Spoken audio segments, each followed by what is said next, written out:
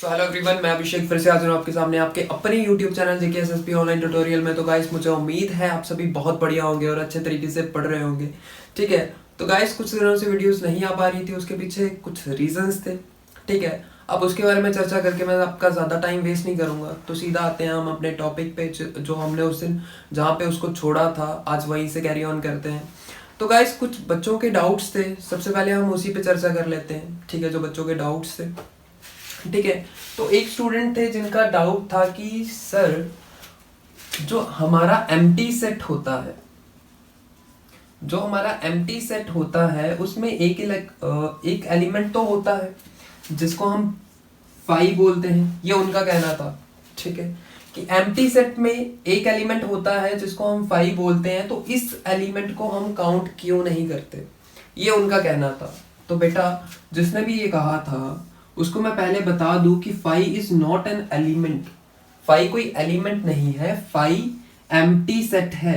ये basically set है, set का नाम है फाई। ठीक है, सेट कोई एलिमेंट नहीं है, सॉरी, फाई कोई एलिमेंट नहीं है, ये सेट का नाम है फाई। ठीक है, और ये किसके बराबर होता है वो आपको पता है, ये बराबर होता है करली ब्रैकेट जिसके अंदर कोई एलिमेंट नहीं होता।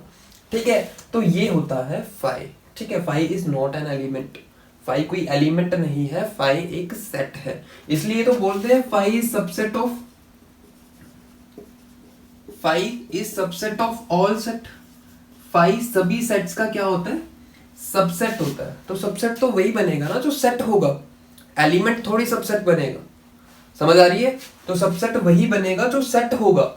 अगर कोई चीज सेट ही नहीं है तो वो सबसेट कैसे होगी? क्लियर है? तो एलिमेंट कभी भी सबसेट नहीं बनता, सबसेट हमेशा कोई ना कोई सेट ही बनता है। तो इस चीज को याद रखना। ये डाउट क्लियर हो गया होगा, मुझे उम्मीद है। ठीक है, अब बढ़ते हैं। एक और स्टूडेंट ने एक डाउट था, उसके बारे में भी बात कर लेते हैं। ठीक है, तो स्टूडेंट का डाउट ये था कि एक क्वेश्चन डाला था मैंने जिसमें 1 2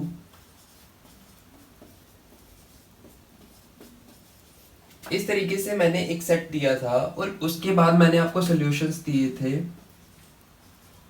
कुछ इस तरीके से सॉल्यूशन था एक, और उसमें लिखा हुआ था कि क्या ये सबसेट होगा ए का। तो बच्चे का डाउट ये था, ठीक है, बच्चे का डाउट ये था कि सर अगर इसके ऊपर एक करली ब्रैकेट ऑलरेडी थी तो आपने दूसरी करली ब्रैकेट क्यों लगाई। ठीक है, कुछ ऐसा डाउट था जो मुझे काफी दिन हो गया वैसे देखे हुए। ठीक है, कुछ ऐसा ही था। ठीक है, तो अब उन्होंने बोला कि अगर एक करली ब्रैकेट ऑलरेडी थी तो आपने दूसरी क्यों लगाई उसके ऊपर। तो मैं उनको ये बताना चाहता हूं कि ये एक एलिमेंट था। ठीक है, एक एलिमेंट था, और जब हम एलिमेंट को इनक्लोज करते हैं करली ब्रैकेट में, ठीक है, ये पूरा का पूरा देखो 3 4 और ये करली ब्रैकेट, ये पूरा का पूरा एक क्या है, एलिमेंट है। पूरा का पूरा एक क्या है, एलिमेंट है। और एलिमेंट को जब हम करली ब्रैकेट में इनक्लोज करते हैं, अब इसको मैं अगर इसके ऊपर करली ब्रैकेट लगा देता हूं तो ये एक क्या बन जाएगा, सेट बन जाएगा। क्या बन जाएगा, ये एक सेट बन जाएगा। ठीक है, तो वही चीज मैं बताना चाह रहा था कि अगर ये सेट बन जाता है, ठीक है, अगर ये सेट बन जाता तभी तो ये सबसेट बनेगा। क्लियर है?